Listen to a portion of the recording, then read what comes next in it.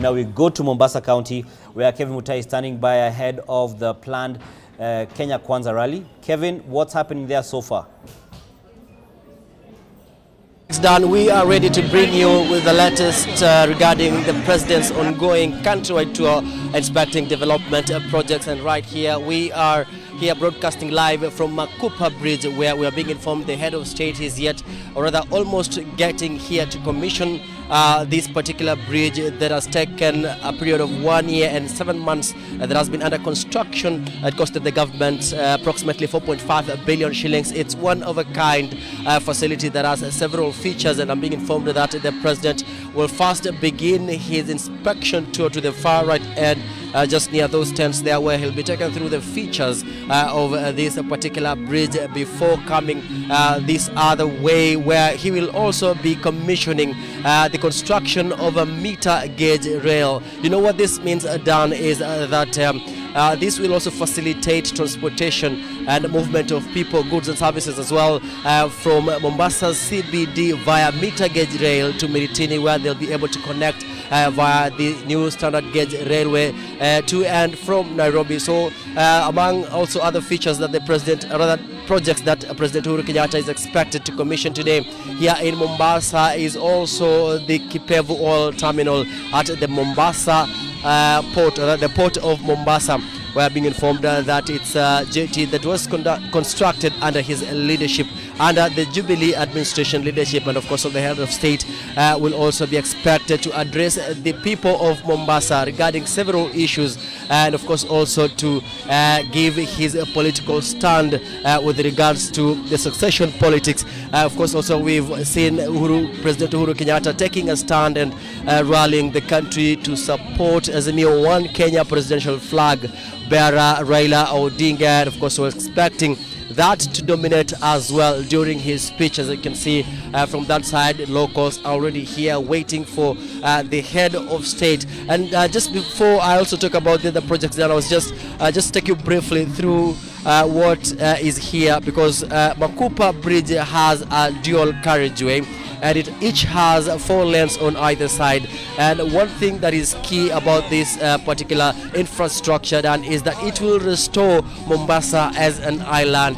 What they've actually done is they've removed or destroyed the causeway which had blocked the waters of the Indian Ocean from accessing either sides of the creek, and now that means restoring the facility will now help in terms of restoring the marine ecosystem by connecting both creeks from Chuda and of course also from this other side of the port. So, and of course also talking about one of the key other projects that the president is also expected to tour here in Mombasa is the construction of the Mteza Bridge, the Dogokundu infrastructure project, which has been conducted in 4 phases. And there we have the Mteza Bridge that will be able to connect those people who will be traveling to Mombasa, and of course also connecting to the mainland side in Likoni towards Kwale County. That is also one of the first kind of infrastructure being witnessed here in Mombasa, and that actually means that there will be a reduction of traffic along the ferry crossing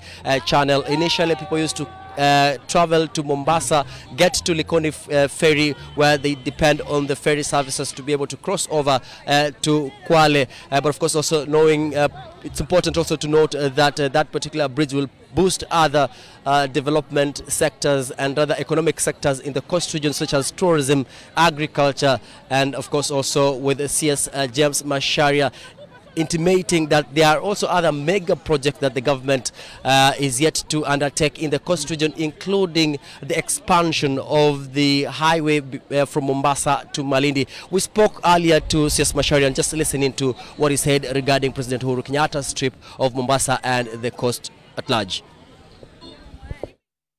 Tourists do not like to get stuck in traffic jams because sometimes they miss their the flights, and so by doing this infrastructure, it will mean that tourists can come, get to more international airport, and then they can go to the hotels.